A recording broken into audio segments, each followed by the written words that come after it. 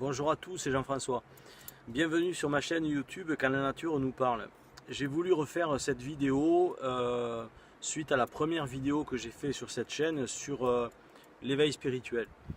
Pourquoi? Tout simplement parce que au fil du temps, je m'aperçois que vous êtes nombreux à douter de vous, à douter de vos démarches, à être donc dans l'hésitation, puis aussi dans quelque part la peur du jugement, le jugement des autres. C'est pas facile d'évoluer entre guillemets. Je vais pas être fataliste, mais par les temps qui courent, c'est un peu compliqué pour pouvoir être bien, être capable de faire face donc à tout ce qui nous arrive, les problématiques du quotidien, les difficultés. Je sais que vous êtes parfaitement conscient de cela, puisque tout le monde vit ça plus ou moins. On a toujours devant nous finalement des tas de choses à résoudre, à régler. On n'a pas forcément toujours les outils. Et c'est vrai que très régulièrement, je rencontre des personnes en difficulté qui n'arrivent plus à avancer, à se retrouver, à savoir qui elles sont, peu importe l'âge. Ça peut arriver n'importe quand. On se pose des questions existentielles.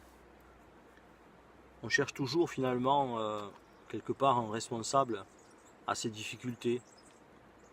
Alors bien sûr il y en a, hein. Forcément la plupart du temps il faut remonter à l'enfance, voir, comprendre ce qui s'est passé. Mais on n'a pas toujours les bonnes réponses, puis on n'a pas toujours les bons éléments, puis on n'a pas toujours envie de fouiller dans ce passé entre guillemets. C'est sûr que le passé il est ce qu'il est, c'est difficile, on ne peut pas revenir en arrière.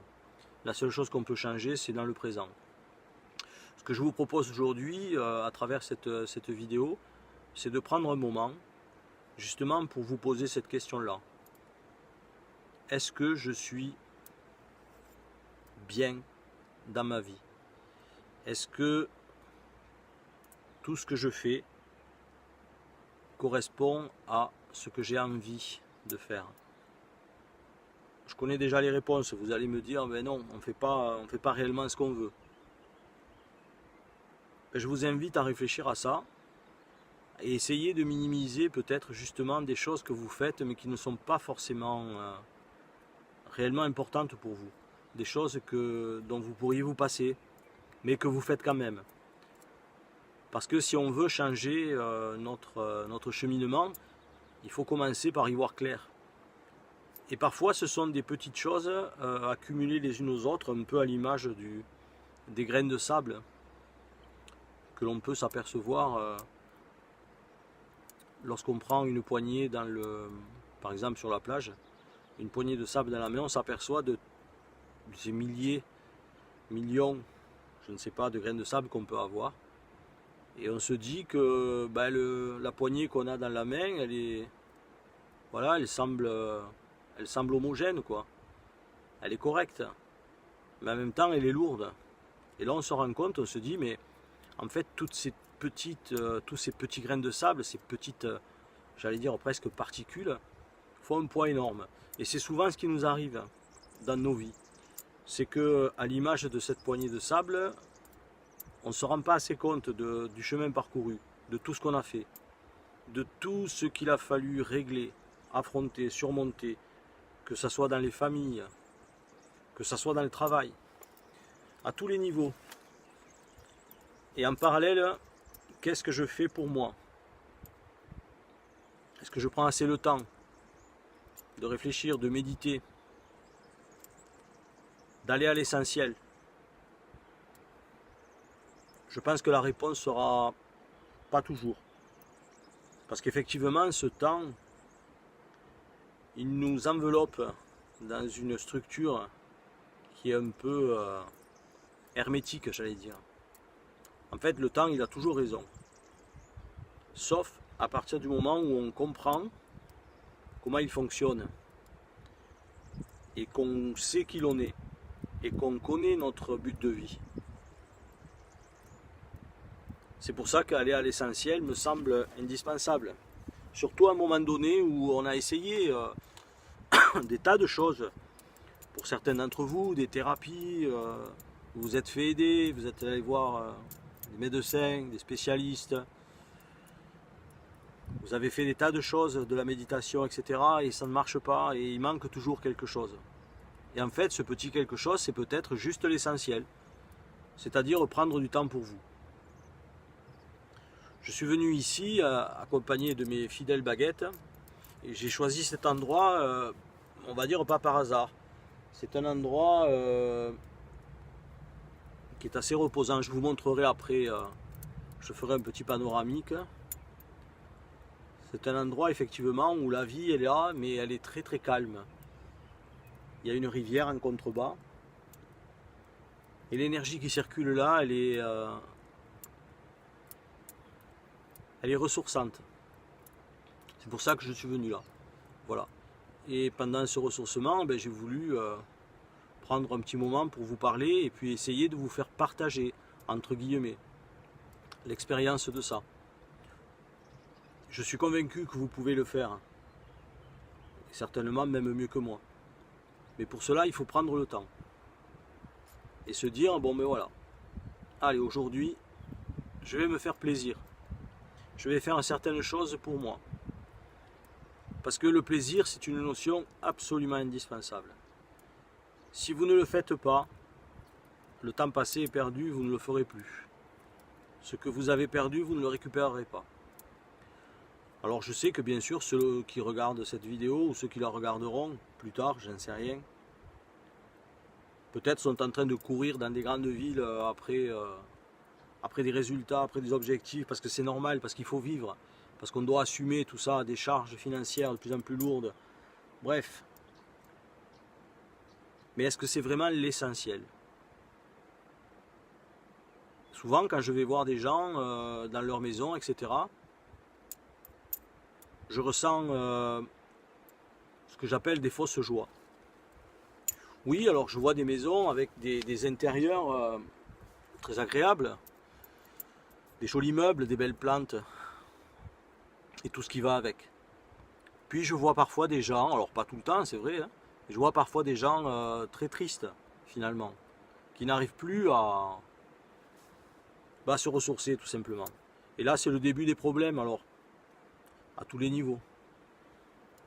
Problèmes d'entente, problèmes de communication, isolement, puis petit à petit, on ne sait plus.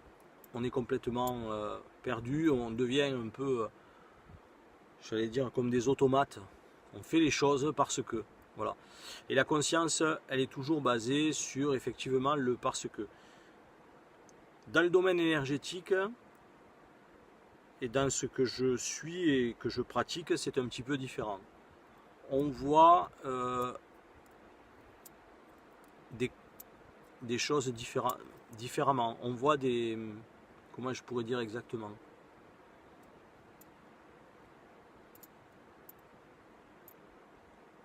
On voit les choses sous un autre angle.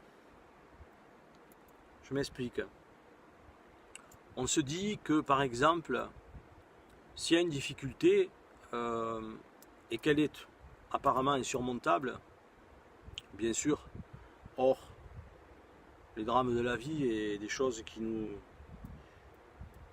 incombent et pour lesquelles on est absolument, j'allais dire, impuissant.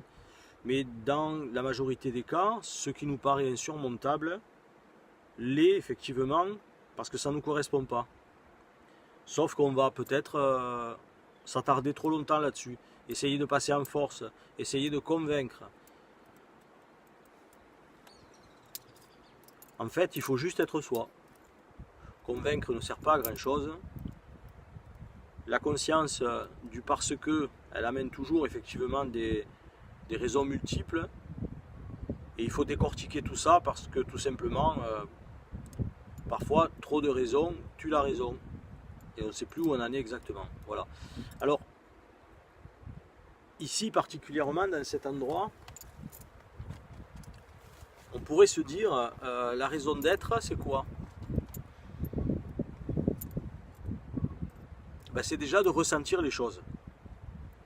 Parce que j'ai déjà organisé des petits stages, des choses, etc. en extérieur. Et je me souviens un stage où j'avais des personnes qui étaient là avec moi et qui marchaient, qui me suivaient, on va dire, et qui ne voyaient rien en fait. Bon, moi je disais rien, mais en fait j'espérais qu'ils s'aperçoivent de la beauté des choses, etc. Et en fait ils voyaient rien. Ils étaient encore dans leur mental, on va dire. Et il a fallu, ça a duré la journée, il a fallu plusieurs heures pour qu'enfin, dans le lot, quelques personnes s'aperçoivent de ce que je voulais leur faire passer comme message en fait. C'est-à-dire regarder, mais regarder pleinement quoi. Arrêtez de voir que la globalité. Regardez dans la globalité, vous allez voir effectivement qu'il y a des petites choses qui sont particulièrement intéressantes. Et parfois, pour les personnes qui sont un petit peu à l'extrême aussi, il faut aussi accepter le global et ne pas voir que le détail. On en revient toujours à cette loi d'équilibre qui est fondamentale. Et pour ceux qui sont en phase d'éveil, tout particulièrement, je pense à eux, c'est très compliqué parce que la plupart du temps, l'entourage ne comprend pas, ne coopère pas, ne participe pas. Et là, on se sent seul, on est déçu, on se dit mais qu'est-ce qui m'arrive? Est-ce que je suis normal? Etc. etc. J'ai envie de vous dire, à partir du moment où vous avez ce raisonnement, bah oui, vous êtes complètement normal.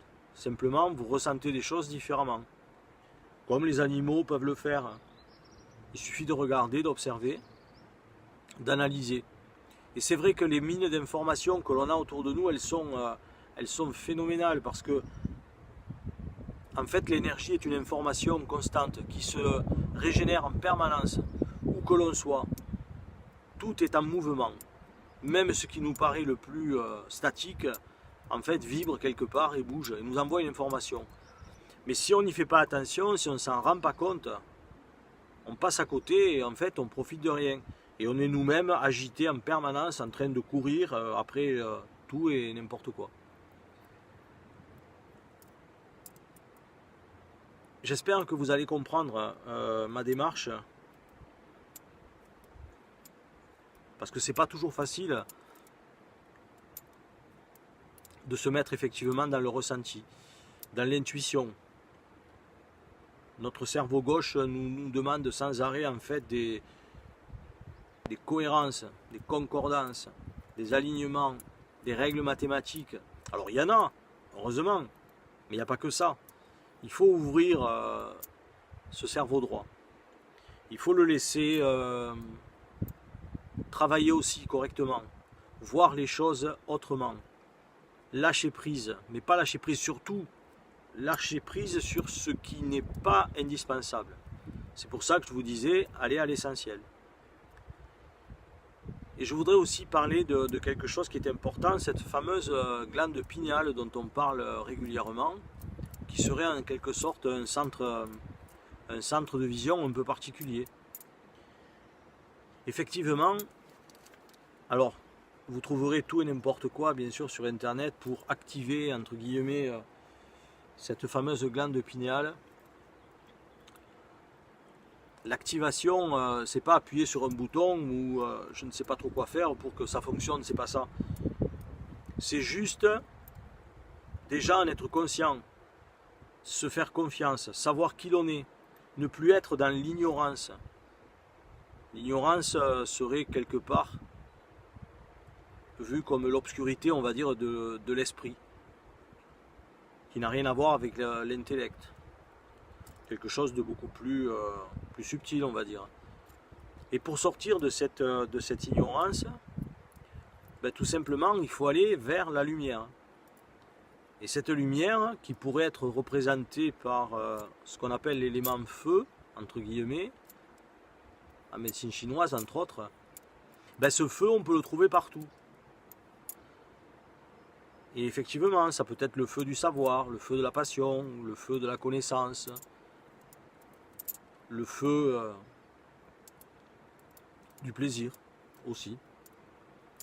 Et bien souvent, on n'a pas réellement accès à ces notions-là parce que pour nous, le feu, ben, ça reste le feu du premier degré, celui qui brûle, ou celui qui réchauffe, si on en reste assez loin. Il faut réfléchir sur tout ça et se dire que, par exemple, en dynamisant de l'eau, c'est quelque chose de très simple. Il suffit de prendre une eau de source, de préférence. Alors je suis pas trop fan des eaux minérales, bref. Moi je parle d'eau de source, une eau qui n'est pas modifiée de son état naturel, entre guillemets, et qui subit le moins de transformation possible, parce que quand l'eau passe par des tas de tuyaux, etc., etc., elle subit des transformations, et bon, c'est toujours de l'eau, mais elle n'a plus exactement la même particularité. Ce qui va nous intéresser, c'est une eau qui est, on va dire, l'eau que vous pouvez trouver dans une source, je sais pas moi, au bord d'un chemin, au bord d'une route, qui ne subit pas de transformation, à condition bien sûr qu'elle soit potable, évidemment. Mais on peut travailler avec cette eau, la dynamiser, parce que dans l'eau, il y a le feu aussi. Alors je sais que c'est un peu particulier, on a du mal à le comprendre. Mais avec mon ami Momo, on en a parlé récemment, là, lors d'un petit atelier qu'on a fait, effectivement. Et quand il m'en a parlé la première fois, sur le coup, effectivement, j'ai douté une petite seconde, normal, cerveau gauche. Et puis j'ai dit oui, mais en fait, oui, effectivement, il y a du feu dans l'eau. S'il n'y avait pas de feu, ben, l'eau serait en état solide, donc de la glace. Et s'il y avait trop de feu, ben, en fait, elle s'évaporerait. Ça serait un élément gazeux. Donc, quelque part, il faut qu'il y ait de l'eau dans le feu. Et du feu dans l'eau. Voilà. Cette espèce de cohabitation particulière entre, finalement, deux éléments qui s'opposent montre que, de toute évidence, nous sommes faits, nous aussi, de cette eau. Et donc, on peut l'alimenter par ce feu. Et ce feu, entre guillemets, une fois contrôlé par l'élémentaire, donc la nature, va nous permettre de respirer, j'allais dire. Et de rentrer en contact avec ce fameux élément air. Ce qui va nous donner, par définition, confiance en nous. Parce que quand on respire correctement, ben bizarrement, on se sent mieux et on prend confiance en soi. Et là aussi, quand je regarde la plupart des gens de la façon dont ils respirent, je m'aperçois qu'effectivement, il y a beaucoup de difficultés là aussi. On ne fait pas assez attention à ce geste respiratoire qui pourtant est essentiel.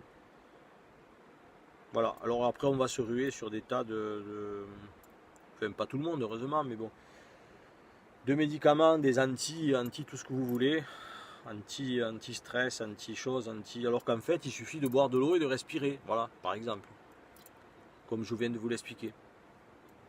Donc, souvenez-vous de ça, ne cherchez pas des choses très compliquées pour faire cette activation de cette glande pinéale, même si, je suis d'accord, il existe des techniques plus ou moins sophistiquées, plus ou moins élaborées, mais déjà dans un premier temps, commencez à vous dire, intérieurement, vous fixez votre attention ici, là, au niveau du troisième œil, et vous dites, voilà, vous mettez dans un endroit, par exemple, comme là où je suis, un endroit tout simple, et vous dites, bon, qu'est-ce que je ressens? Alors au début, vous ne ressentirez pas grand-chose, puisque vous allez voir, donc vous allez regarder, vous allez trouver ça joli, pas joli, extraordinaire, moche, bref.